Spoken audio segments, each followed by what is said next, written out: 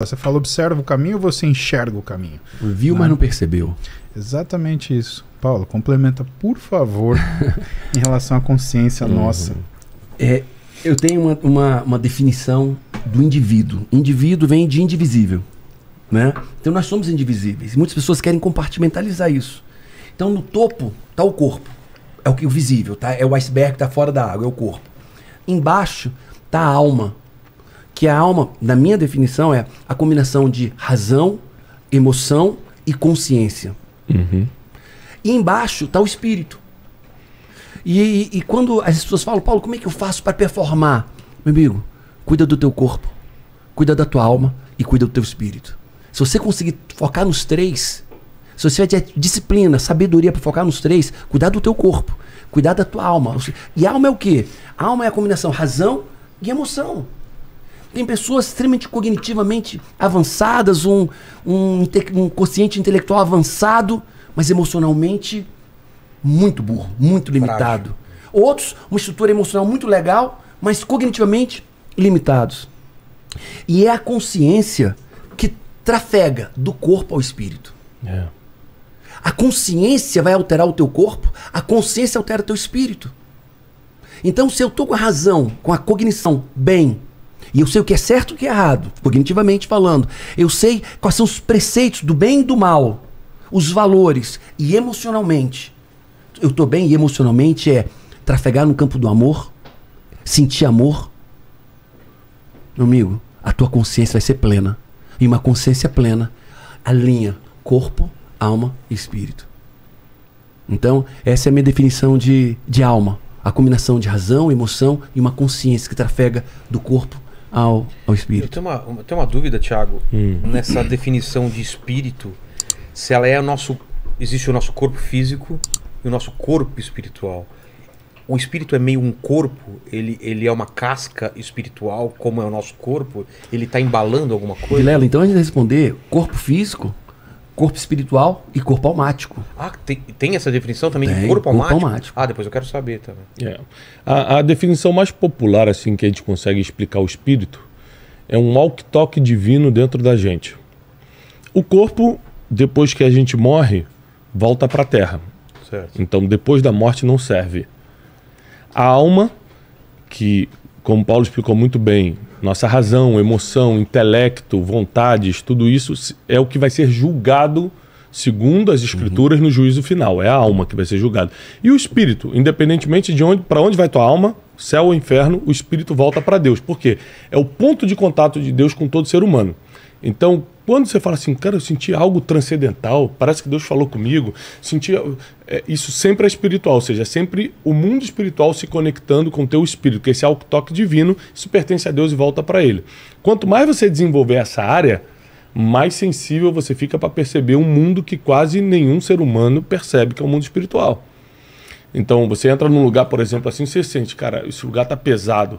Quando a pessoa fala isso, é o mundo espiritual incomodando esse walk-talk divino, esse ponto de contato divino que é o espírito. Às vezes não é a alma nem o corpo que está sentindo, é o espírito mesmo.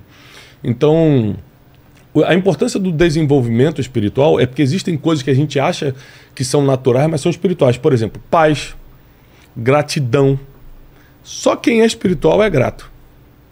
Você sempre tem uma boa desculpa para não ser grato. Não, o Muzi me treinou 20 anos, mas em compensação ele me bloqueou no Instagram, então não quero nem saber. Ou seja, não importa os 20 anos que ele me fez bem, uma ação faz eu ser ingrato. Isso mostra que eu sou um cara almático, eu sou um cara ligado a coisas materiais e emocionais, mas não sou espiritual. O espiritual desconsidera o erro para considerar os 20 anos de ajuda. Então, é muito importante a gente desenvolver essa área também. Eu acredito muito que a área do Paulo, a área emocional, ela é o cerne de tudo. Por quê? Não tem como você ser espiritual sem primeiro colocar a alma no lugar. Senão, lembrando que a maioria dos genocídios aconteceram em nome de Deus. Então, eram pessoas espirituais com a alma fora do lugar. Aí, com a alma fora do lugar, você acha que Deus está falando coisa contigo, vai lá e mata todo mundo. Então, não adianta ser espiritual sem estar com o transporte da alma em dia e com a alma regulada. Tem que estar com os três andando, né? Inclusive, eu faço uma conferência por ano chamada Conferência de Destino, e a conferência deste ano, né, por uma coincidência divina, se chama corpo, alma e espírito. É conferência de destino, corpo, Caraca. alma e espírito. Que é justamente a gente chegou à conclusão de que se as pessoas não equilibrarem essas três áreas, elas não conseguem manifestar o seu propósito na Terra. A memória, ela tá em que área? Ela tá na alma, Alma. ou no espírito? Na alma. Ou ela invade o espírito? Ó, Não, no meu estudo, né, no meu pode ver, tá na alma. Ela pode vazar para o espírito, porque a Bíblia diz que a gente não se lembrará de muitas coisas na eternidade, mas vai se lembrar de alguma coisa. Ah, é? Então ela vaza, mas ela é almática. Ela está na alma, teologicamente falando, né? E vaza um pouco para o espírito. É muito complicado falar disso porque a gente não sabe como vai ser na eternidade. Por exemplo, se você for lembrar de tudo, então eu vou lembrar do cara que me machucou, a menina que foi estuprada aos 13 anos, aos 7 anos vai lembrar do cara que estuprou, caso ele tenha se arrependido e vá para o céu, por exemplo. A gente tem que lembrar que no céu vai ter pessoas que a gente não gosta, mas que estão arrependidas. Então eu acho muito complicado você lembrar de tudo. Mas a Bíblia diz em Eclesiastes que nós não nos lembraremos de muitas coisas. Paulo. Eu entendo que a alma, né, essa combinação de razão e emoção, ela está nos 3 pontos. Ela está no corpo, nas sinapses neurais, ela está na alma e ela ancora no espírito. E eu entendo essa passagem. E por que ela não vai para a vida eterna? Porque na vida eterna, no Espírito, o Espírito de Deus, não cabe as más lembranças. A Bíblia diz, traz à memória aquilo que te traz esperança. Então, até a nossa memória, ela vai ser filtrada, né? Para que nós levemos no Espírito de Deus as coisas, as boas memórias, né? E dentro de mim eu tenho todas as memórias. Só que nem sempre eu lembro delas. Se eu entender o cérebro, eu tenho a mente consciente, é o que eu acesso agora, de forma intencional e deliberada. Eu tenho a mente inconsciente, que para eu acessar tem que ter algum estímulo, alguma lembrança, Um cheiro. A música. uma música. Isso está no inconsciente, eu acesso. Tá. Mas tudo que eu vivi, da hora que eu nasci, ou antes de eu nascer até hoje, está no meu subconsciente. E aí está o problema. Aí está o risco. Porque eu acesso o consciente, o inconsciente e o subconsciente. Isso molda quem eu sou hoje. Eu não saio agindo amanhã. Eu vou fazer assim, não. Você tem um repertório de memórias. As minhas memórias sedimentam o meu aprendizado. Então, quando eu vou ter um comportamento com uma mulher, com um homem, no trânsito, com um filho, não é uma coisa volátil, uma coisa espontânea. Aleatória. Né? Aleatória, essa é a palavra. Eu tenho uma pinçazinha, metaforicamente, eu pinço uma memória, trago ela, ponho no meu HD e vou agir de acordo com as minhas memórias, do que eu aprendi no passado. Porque como que é feito o aprendizado para o ser humano? É sempre com uma comparação? Eu nunca vi uma jujuba. Eu olho pela primeira vez essa jujuba, eu vou tentar buscar na minha memória ou alguma experiência de alguma coisa parecida com isso. Isso. E vou dar um significado. E vou dar um significado. Isso é bom, é ruim, ou eu tenho medo, ou eu tenho desejo. A grande isso. dificuldade da inteligência artificial, né? Essa memória, esse aprendizado por comparação é o que é a dificuldade da inteligência artificial conseguir se apurar, né? Então, quando você monta um processo de inteligência artificial, né, o que é a diferença? Isso que você está vendo aqui, né? Vamos falar esse docinho, não vamos chamar de jujuba. Tá. Você viu um docinho, você Colorido. olhou e o que você viu? Cor, formato. você viu um formato, você viu provavelmente ele tem açúcar em cima, né? E ele está guardado numa subdivisão do seu cérebro que tem lá docinhos, né? Docinhos tem a subdivisão bala, aí tem a subdivisão balas duras e balas moles, aí tem a subdivisão de balas moles, e é o que a gente chama de capacidade de indexação. Isso a inteligência artificial começa a fazer muito bem, né? Então quando você vai olhar o ChatGPT, ele não é aquilo que vai te dar a resposta para as durezas da vida, mas ele é uma forma de indexação inteligente, como se fosse um cérebro humano. A diferença é que ele tem à disposição um banco de dados absurdo. Tanto que existe algumas incoerências. Então a gente fez um teste, por exemplo, em casa. Eu e minha esposa, a gente colocou o ChatGPT e a gente fez a mesma pergunta ao mesmo tempo. Da mesma forma ou com da mesma ou forma, cada um de uma forma? Igual. E aí? Tivemos 2 respostas diferentes.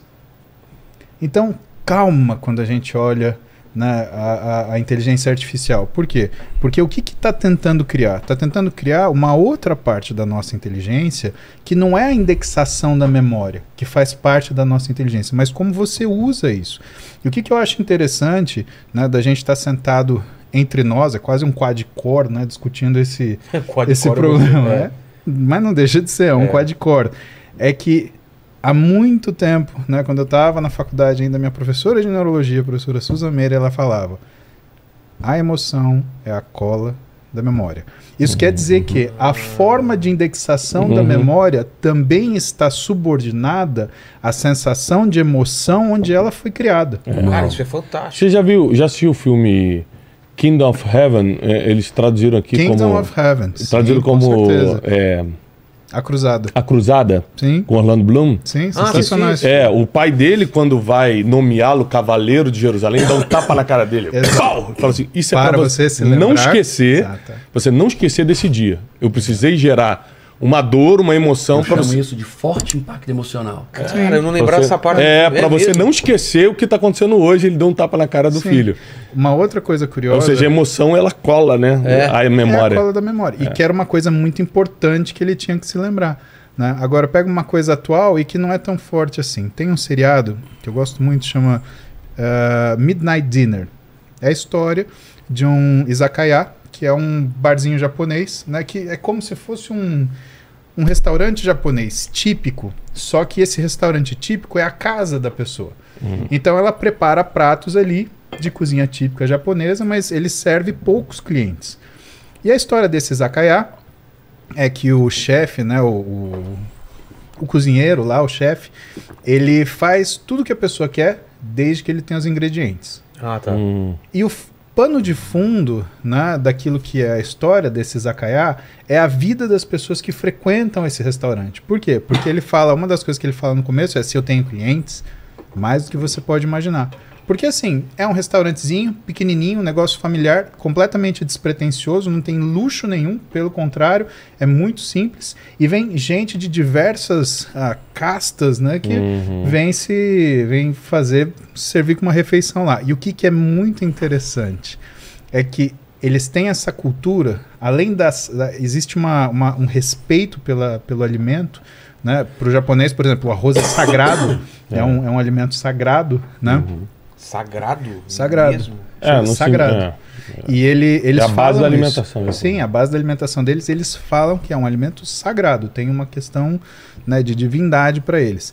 E uma das coisas que você vê frequentemente os clientes falarem é: isso me traz memórias. Ou seja, é uma sensação por ancoragem, aonde ela tem uma emoção que busca a memória que essa pessoa ela quer com aquilo. É importante lembrar que na espiritualidade quase nada é definitivo. Tudo é comparativo. Por exemplo, toda vez que Jesus ia falar do reino de Deus, ele falava: o reino de Deus é como o grão de mostarda, é como uma semente jogada ao chão, é como, ou seja, você vai ter que comparar. Quando a Bíblia, por exemplo, vai falar dos céus, da eternidade, fala que o reino dos céus terá ruas como de ouro. Não é de ouro, mas para você entender mais ou menos... Eu jurava que era de ouro, brilhante, diamante. Como de ouro, Então, o tempo todo a espiritualidade ela vai jogar o comparativo. Porque se fosse o definitivo, a maioria das pessoas não conseguiria imaginar. Nem todo mundo viu ouro na vida, nem todo mundo viu diamante na vida. Nem todo mundo viu um grão de mostarda na vida. E também você estaria contendo todo o significado em uma coisa. Exatamente. Agora, quando você fala é como, cada um entende de uma forma. Cada um entende conforme sua realidade. É por isso que o evangelho consegue alcançar todo tipo de pessoas. Porque você entende, mais ou menos assim. Você entende conforme se você falar que é de ouro, você está falando que o reino dos céus é material. Exatamente. Como você vai fazer isso? E como se o ouro valesse lá. Exatamente. Então, é importante a gente lembrar que essa questão da memória afetiva, de você olhar coisas e lembrar e tudo, está muito ligado à espiritualidade também, porque, por exemplo, você olha uma caveira, você pensa em quê? Na hora, tem uma caveira ali atrás do músico, morte. Na hora. Não quer dizer que caveira significa morte, pode ter outro significado, mas na sua cabeça... Na medicina é vida. Como é que pode, né? Pois é. Então, assim... No México tem... Reverência. Porque tem um dia da morte, né? Tem, Reverências antepassadas, é verdade. entendeu? Você olha o slot ali, você lembra do quê? Dos Goonies. Chocolate! Não tem como me arranjar esse bonequinho do slot, não. É meu sonho. Onde é que eu compro esse? Esse eu preciso muito. Convidado que trouxe. A primeira vez que eu estive aqui, quando eu saí, meus irmãos começaram a me chamar. Cara, pelo amor de Deus, consegue o bonequinho do slot pra gente. Que a gente assistia os Goonies quando era criança. Muito bom. Era bom demais ali o slot ali atrás do abacaxi. Lembra não do Goonies? Eu lembro. Bom demais, chocolate. Filmaço. E falando de memória... Putz, feio, Bom viu? demais o slot. E falando de memória, existe um equívoco na nossa sociedade, em grande parte. As pessoas acreditam que a razão define o comportamento. Ah, então isso é o certo a fazer, eu entendo, então eu vou fazer isso. Não é. Quem define o comportamento e as ações é a emoção. Olha só, o cara diz assim, cara, eu preciso parar de fumar. Ele sabe, o médico diz que ele vai morrer. E não para. Racionalmente ele sabe o que tem que fazer. Emocionalmente não consegue. Cara, não pode beber. Eu não posso, tá? Mas bebe. Eu não preciso, não posso mais comer da maneira que eu como. E come. O emagrecimento, né? Sim. As pessoas sabem cognitivamente o que tem que fazer, mas não fazem. Por quê? Porque quem manda na nossa vida não é a razão, é a emoção. A razão é um pente fino, mas quem direciona a vida é a emoção. Então, o cara, eu não posso mais gritar com meus filhos. Eu tô grosseiro, eu tô abusivo, eu tô assim. Cara, eu não posso. E vai lá e grita com os filhos. Né? Abusa moralmente dos filhos. E eles aí depois chora, remorso. Cara, mas eu fiz de novo isso. Eu tenho um exemplo comigo que é trânsito. Eu penso sempre, eu não vou me irritar no trânsito, não vou irritar, e de repente você explode e fala, cara, de novo. Isso eu tenho conseguido controlar, mas antigamente me deixava muito frustrado. Racionalmente você sabe que não deve fazer. Que não leva emocionalmente você faz. Porque quem manda a nossa vida é a emoção. Então as pessoas são muito focadas, o cara é burro. Quando ele fala burro, é burro cognitivamente. Só que tem uma burrice muito maior, que é burrice emocional. E ela manda na vida. E é muito desprestigiado. Quando eu falo método SIGS, esse meu treinamento de inteligência emocional, 25 anos, 232 turmas, a última turma teve 11 mil pessoas em sala de aula. As pessoas vão lá buscando algo que elas não sabem o que é. Mas quando entende que inteligência emocional define tudo, define como eu reajo ao meu casamento, reajo a mim, e é essa estrutura emocional adequada que vai fazer eu ter sucesso ou não, as pessoas abririam mão de tanta cognição, de tanto conhecimento cognitivo e optariam por mais inteligência emocional, mais emoções cordatas, emoções saudáveis. Mas poucas pessoas estão pensando nas suas emoções como fator de sucesso preponderante.